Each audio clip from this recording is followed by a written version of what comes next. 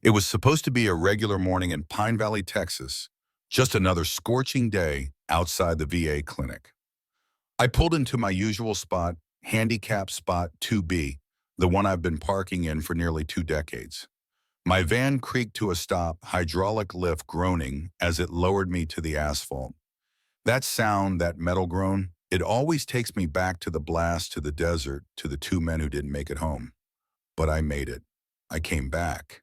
Just not all of me. My name's Marcus Taylor. I lost both legs to an IED outside Ramadi.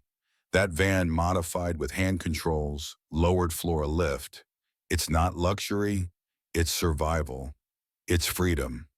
But that day someone tried to take that from me, and not with a but with a smirk and a badge. "Hey, wheelchair warrior, save the sob story," the officer barked before I could even shut the door. I looked up, squinting against the Texas sun, and saw a stocky cop swaggering toward me. Aviators. Name tag said Officer Ray Dobson. I'd never seen him before, but he walked like he owned the lot. He didn't ask, he accused. "Let's see your placard. This van doesn't look legit."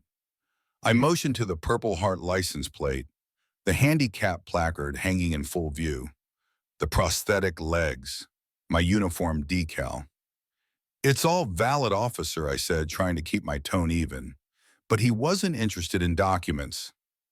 "People fake this stuff all the time," he muttered, "claiming to be heroes for a free spot.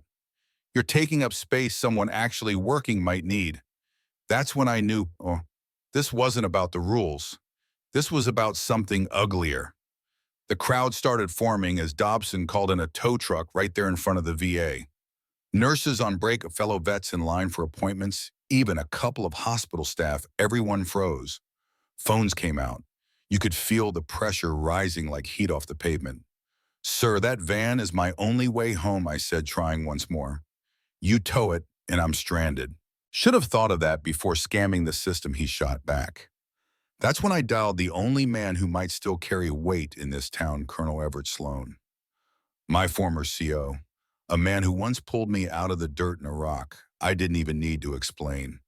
Just told him where I was. His voice came steady through the phone. "Don't engage. Just hold your ground." I hung up, hit record on my phone, and waited. 5 minutes later, we heard the rumble. Not from the tow truck, it was coming from the road. Boots, measured, deliberate, rhythmic. It was the sound of Marines. First came Sloan, full-dress blues chest, gleaming with more ribbons than I could count. Behind him, a wave. Veterans, active duty. Some in uniform, others in jeans and polos, but all walking like they knew the weight of command. The crowd parted like scripture. Sloan stopped beside me, his voice calm but louder than the sun. "Officer Dobson, explain why this veteran's van is being towed." Dobson didn't flinch, not yet. "Suspicious paperwork. Possible fraud." Sloan nodded toward my placard.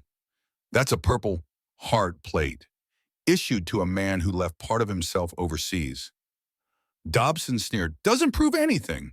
Anyone can buy that crap online." The crowd gasped. A nurse dropped her clipboard. Dobson tried to wave the tow truck forward. The driver, a big guy in a stained cap, hesitated, looked at me. At the Marine ring forming around the van, he scratched his beard. "You sure this is legit?" Officer Dobson exploded. "You questioning a lawful order?" The driver lifted his hands. "I just hook what I'm told.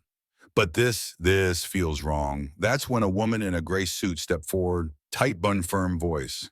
"Captain Andrea Monroe, JAG Corps. Colonel Sloan sent me.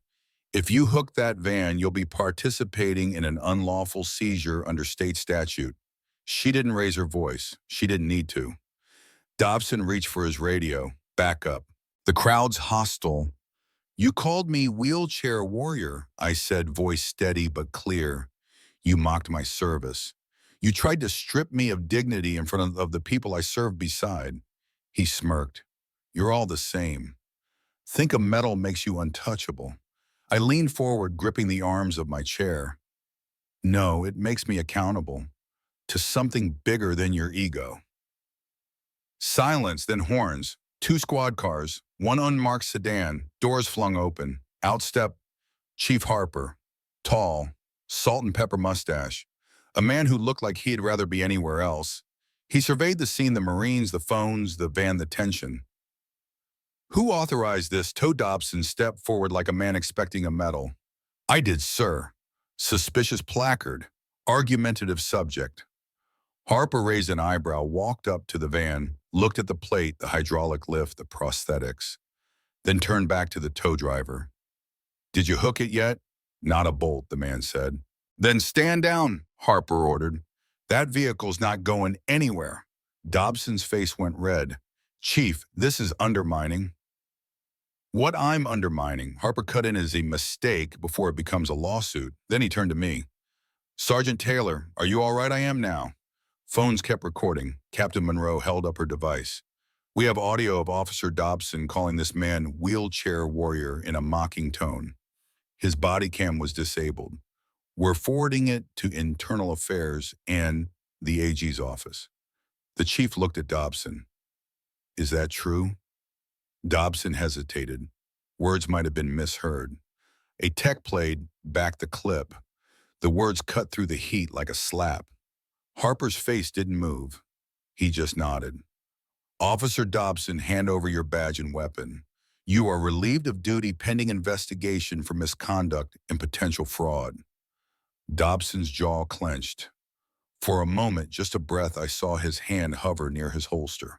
That was the quietest moment of my life, until he stepped back, unclipped his belt, and laid both on the hood of his cruiser. This is a circus, he hissed, and all of you are clowns. Sloan didn't even blink. No, we're soldiers, and we just showed up.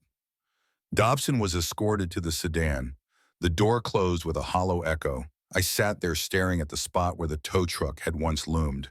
My van untouched, my name cleared, my dignity intact. Reporters rushed in. Mics flew toward my face. Sergeant Taylor, any message for the public? I looked right into the lens. You can tow a van, but you can't tow dignity. That line, don't ask me where it came from. It just rose up like the moment called for it. The crowd rippled, not with cheers, not with chants, just quiet, weighty approval. And now I'm here telling you this, because somewhere out there, another vet's going to get questioned. Another woman's going to get mocked. Another man's going to be told he doesn't look disabled. So if you're watching this, comment below. Have you ever seen something like this? Been part of it? Stayed silent when you should have stood up? Let me know, because honor doesn't wear a badge, it wears scars.